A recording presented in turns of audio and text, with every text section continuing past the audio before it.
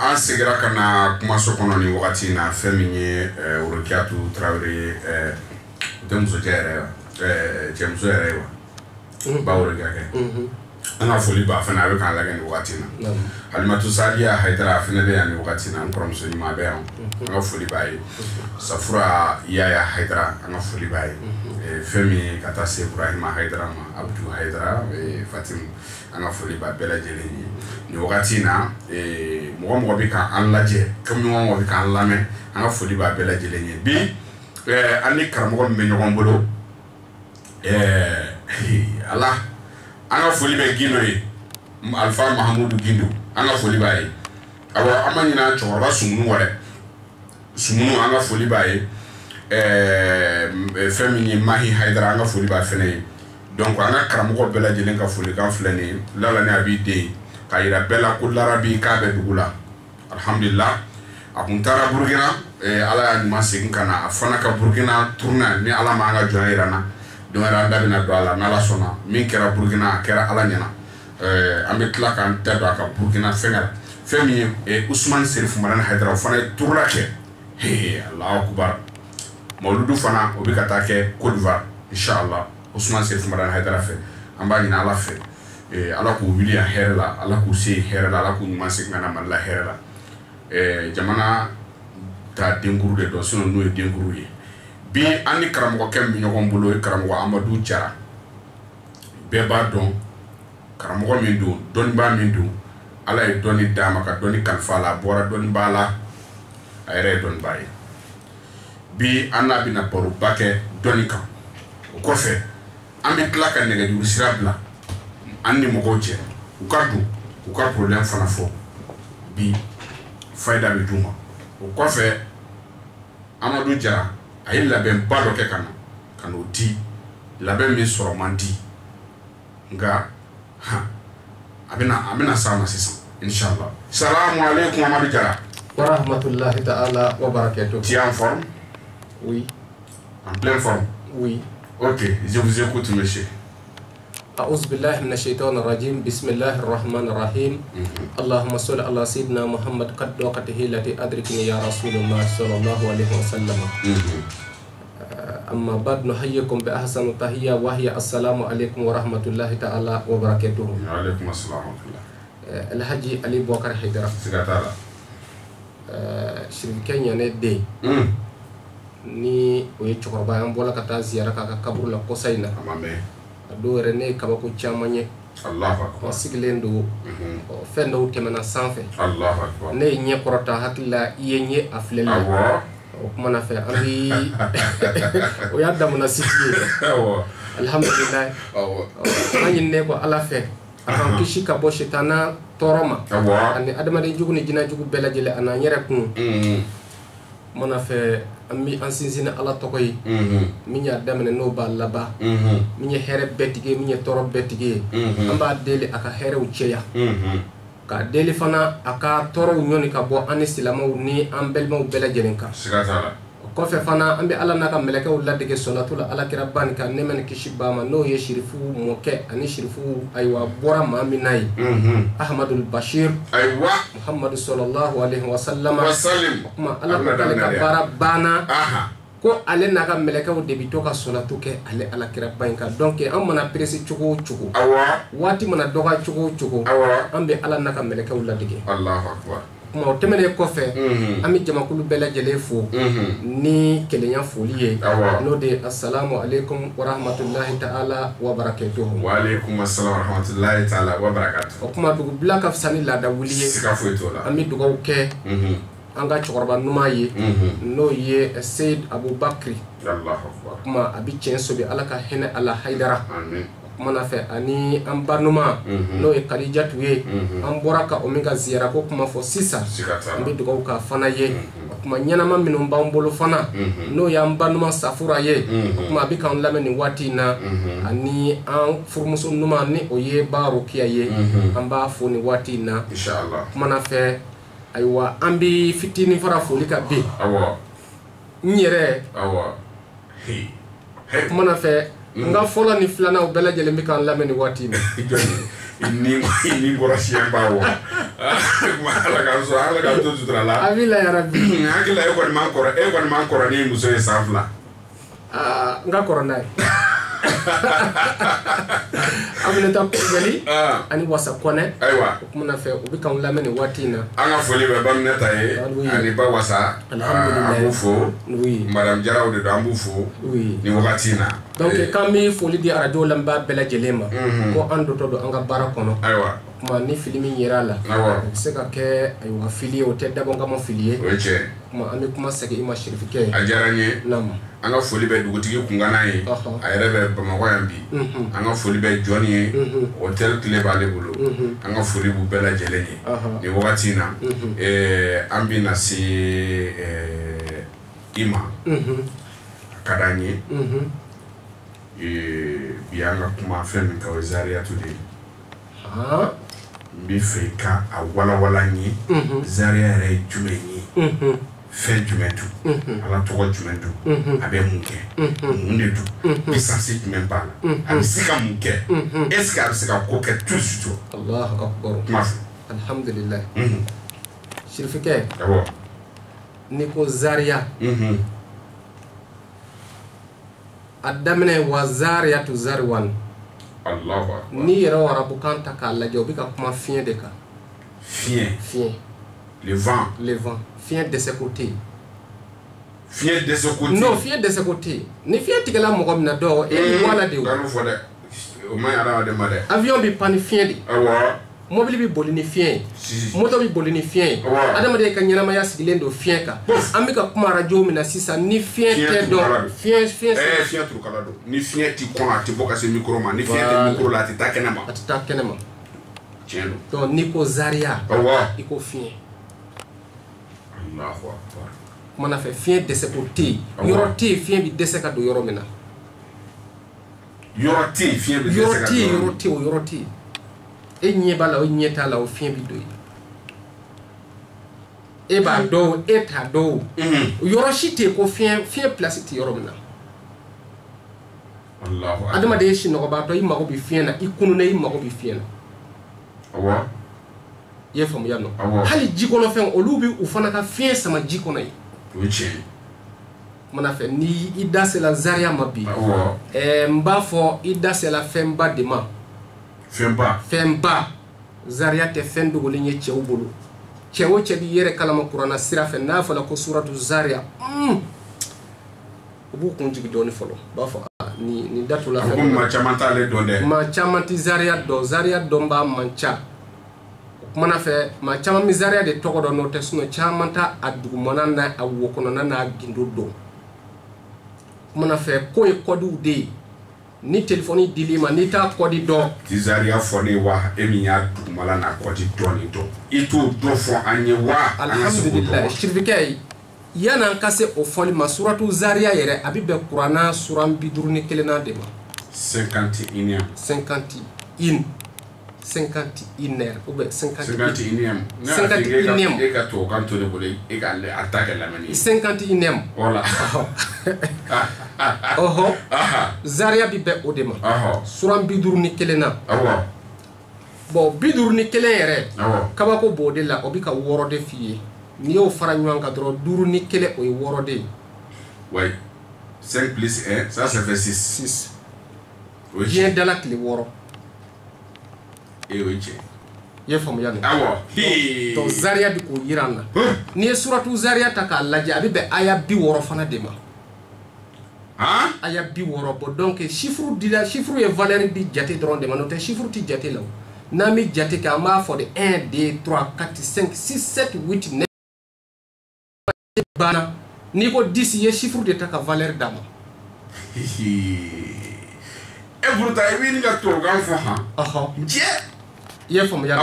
kuma na fe o e bi woray bo do o bi woray chiffre be ka bona dro bi ta boni woro fana de do ba yira ko parce que bi woro o 60 de o 60 ni zero voilà atonto woro de bi bali kan garangati donc o ba yira ela ça veut dire jena kono fe ni zaria mene ni zaria do wala ni zaria ke jena kono fe ti se ka koli quoi waziri zaria kote wale uyen datugu zaria kote wale uyen ndabali kan na ka cha ay zaria magla ka dima de na glala ka dima wale ne ba do shirifike no ni chewu joyo bi boy de la ka jone ko fi bali ka teme ay ni ya korobo iba sori nye ni ya korobo iba soro siga fetala ye fam ya no mana fe shirifike suratu zaria yere ikono gwanendo itado iba ke chugo ya mina ye kalanke ima baraso wale ibi jamana koka papier ko gele yala ye fam ya no wale ye boutique dayele boutique tiga marché wale ye baga mara damene baga mana demi wula bebisa ni bebe est-ce que au temps l'erreur wa ye fam ya wale ibi ka seneka senere tinya fiu kuma na fe yere kon bi je kono je la tiga yere ta do ibi ta korofa ibi ta klebi fe shirika ibi se kana suratu zaria dema ibi takula kumbi woro nyini takula kumbi woro obe buru kumbi woro obe takula ni yo nyini ibi alamisa sogomada jonya laje ye fam ya no do ibi suratu zaria iba kala sigironi kede she bi woro sigironi kele she bi woro buru kumbi woro yi ika boy ka di demiseni mo bi woro ma de taichi la de certificat o yo ko glalendi certificat ne bi fika c'est-à-dire ika ka kabako do fonye kwa c'est-à-dire kabako mi ba kono ay mi ke etere kabako yere jumen ba kono parce que ana ga chugo iflega ni fofo chugo mina asilendo pi woro ka ayere bi boni bi woro ni ya fu boala tonto woro halisa bi woro ndika mi fika kabako yere de fonye zaria kan awa mena yiye bismillah certificat o zaria kele kono tuguni ye famu ya o zaria kele kono mamimbe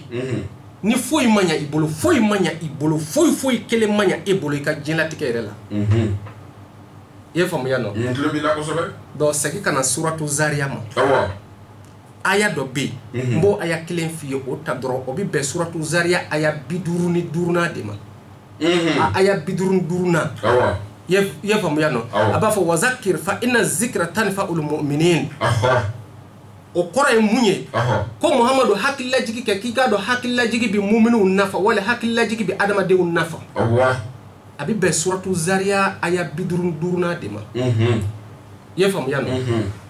shirfuke mamin be ni foyi tinya ibolo ni dugo ke atinya e mana baro barake atinya ni sebe shin bidurun durudron shin bidurun duru chama ko te de bidurun duru o bidurun duru bi boni munde abi foma ko mujibu ni ko mujibu ko dugo jabi mujibu bi be bidurun duru de ma Allah akbar de ka faida di don bawo de mas mi ka faida di don bawo de mas ça o kuma di kadi anti peut-être la bleu anti mana peut-être kaw face à face de bleu terre à terre kuma na fe kunfin bi talika la don bawo bi talika la donc ni aya ni sebe shen bi durun dron emin be ne ka dugaw ti jabi emin be ne bi mordenya na ni ere dabalo ka gele ima ye famu ya no emin be kuma do la ni ebi jago fana na ni ye client fenyo fen treme ina tebe fosila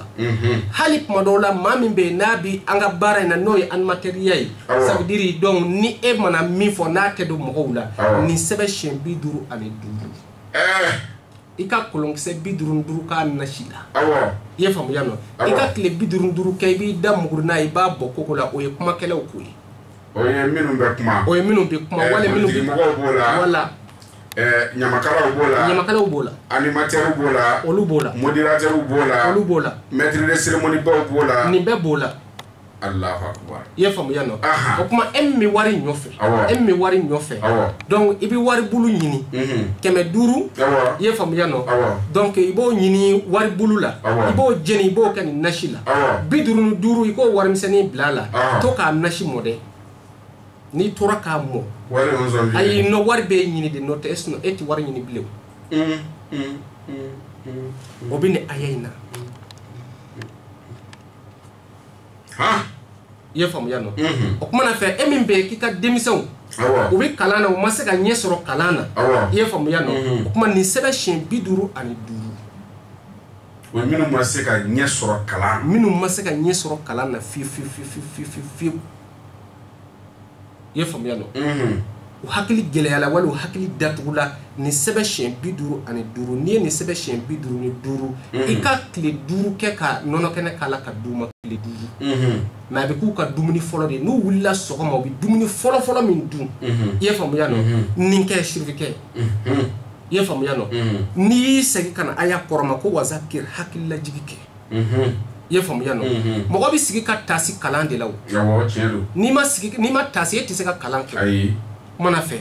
ni ye ni ke ni bo chukola ami tema ka boy aya wara fana be kaba ko bi aya minna abava ko wa ma khalaqtul jinna wal insa illa liya'budun ko ça veut dire ala de bala ka kuma ni anye ko shirfike ko jinna ne adama de ale maunda fosi kama fona kera ale anka ale ala batoyi ko ye famu yano mana fe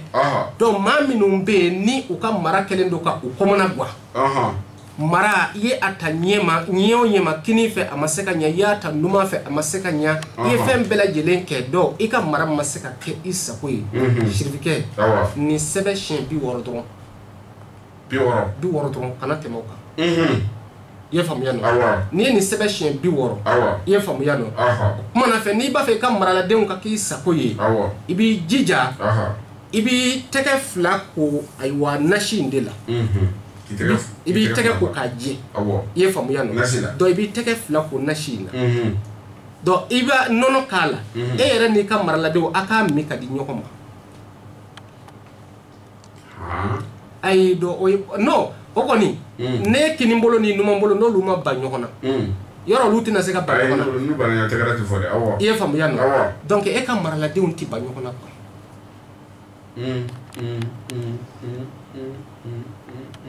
mais o zanjara amba ye ma chama iba ye kala joro nunna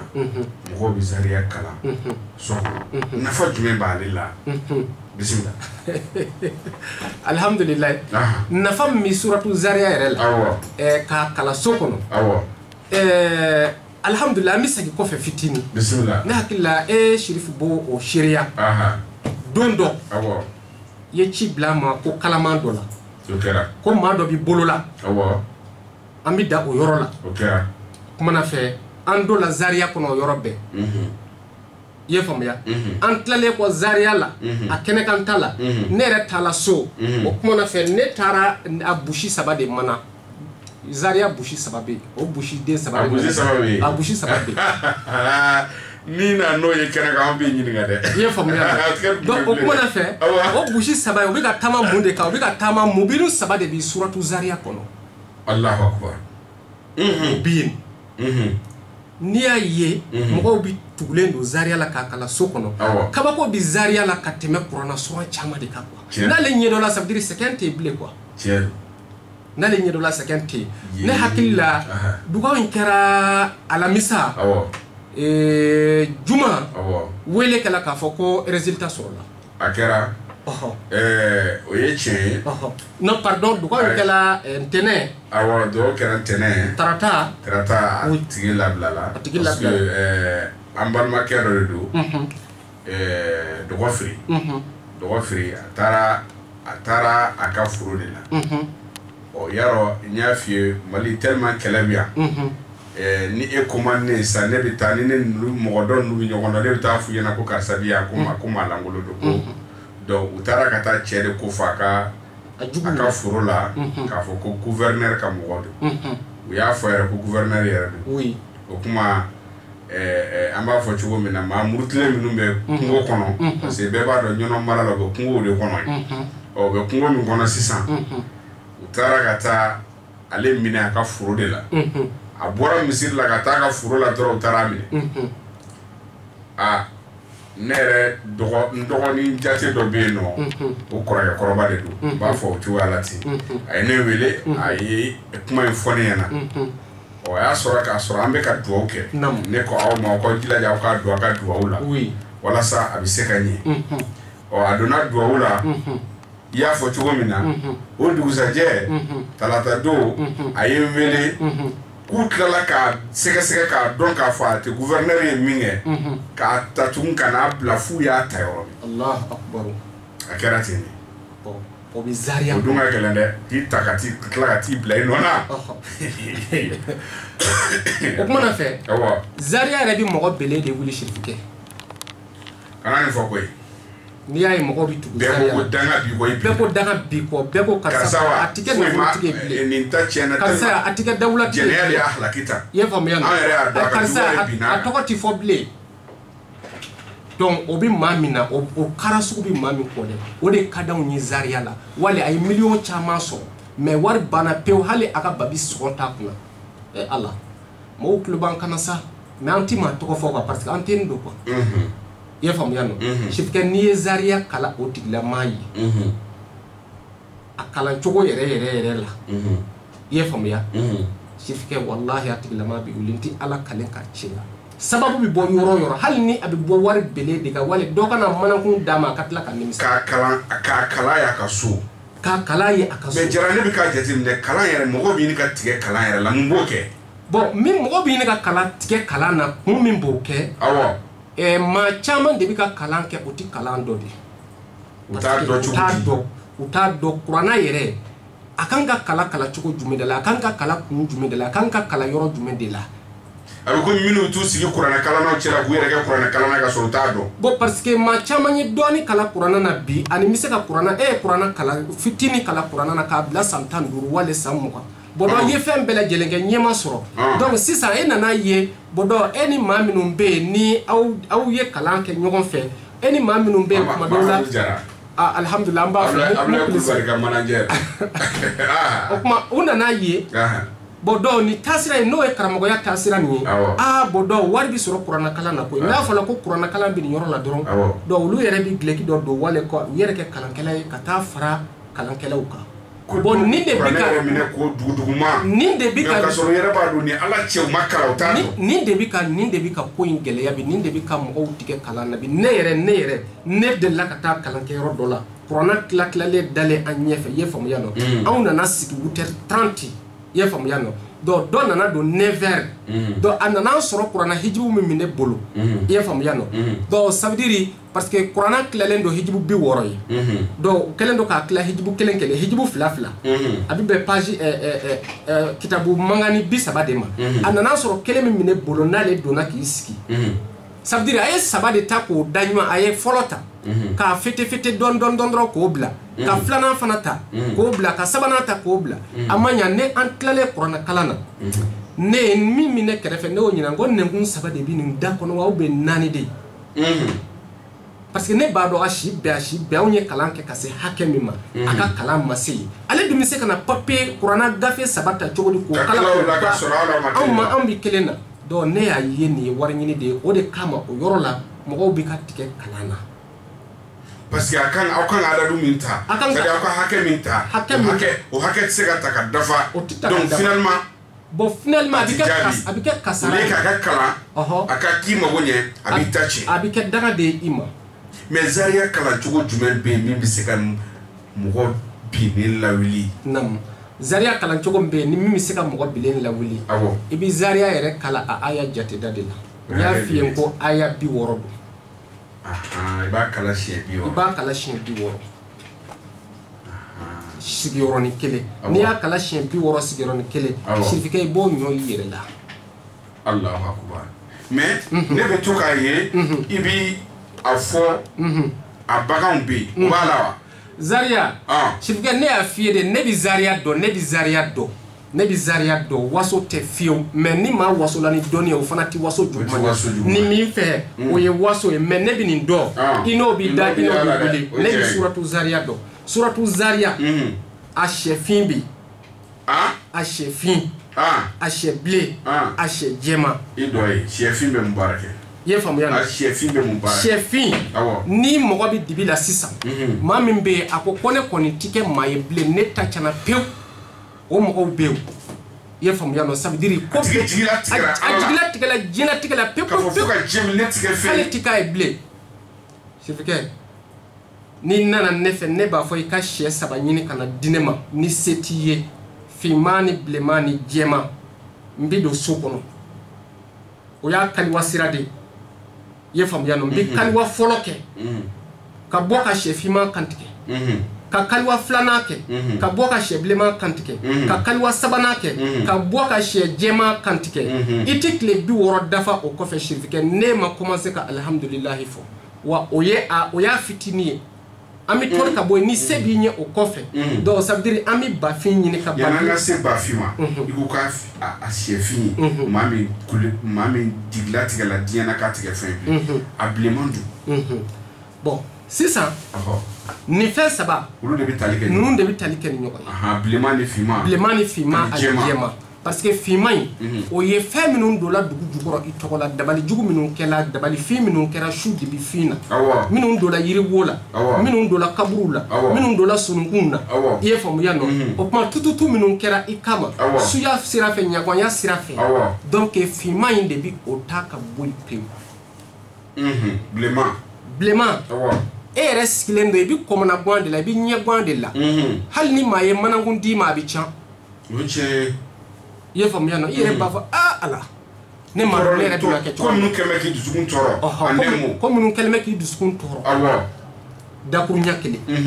denbaya ka tɔɔrɔ bɛ se ka ye o la i yɛrɛ farikolo ka tɔɔrɔ bɛ se ka ye o la sirifikɛ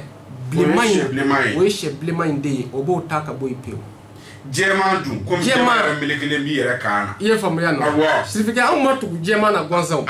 i n'a fɔ e yɛrɛ fana ma tugu jɛman na gansan ayiwa jara i ye faamuya nɔ o kuma jɛman in i bɛ tila ka don tuguni n'i ye jɛman in baara kɛ ni i tilala o la dɔ i bɛ na jɛman in kana tigɛ n'a tigi ka sankɔrɔta n'a ka dawula n'a ka sɔrɔ ŋɛniɲɛ sirifikɛ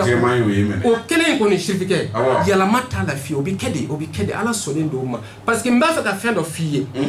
ala de bɛ sɔn fɛn bɛɛ lajɛlen ma mais gindo lasiradu bɛ se yɔrɔ dɔ ma ça veut dire insha allahu kuma dɔw la n'i y'o bɔ a la tahuditigiw fɛ u b'a fɔ kɔnɔ k'i jamana kojugu wali k'i dansago kojugu n'o tɛ sinon gindo yɛrɛ la ala tɔgɔ yɛrɛ la ça veut dire insha allahu taala ko ale bɛ komi muru da duman dɛ o kuma n'i y'a da sagajigi falen kan na k'a sama o kuma na fɛ a b'a tigɛ a ta tigɛ nɛgɛhaya kɔni tɛ kɛ saga la i ye faamuya o kuma na fɛ an bɛ tɛmɛ ka bɔ o yɔrɔ la te wulila b'a la ka te wuli donc o kuma na fɛ n'ale ye te wuli n'a ka te mɔna a b'a fɔ non a y'a tɔsa n bɛ sukaro k'a la sisan a t'a fɔ hali insha Allah k'a bɛ timiya parce que bɛɛ y'a dɔn ko sukaro bɛ te de timiya tobilikɛla bɛ tobili la bɛɛ y'a dɔn ko kɔgɔ de bɛ na ja n'i y'o k'a la insha Allah o kuma te quoi o kuma na fɛ fɛn dɔw bɛ yen n'i y'o kɛ o bɛ kɛ de donc zariya n'i ye zariya kɔni kɛ i ka mago la sirifikɛ o kɛra quoi Allahu akbar o kuma an bɛ segin ka na a buji saba Basaro an bɛ taa fan fɛ fiyɛli b'a sen kɔrɔ an bɛ sɔrɔ ka na buji saba an bɛ na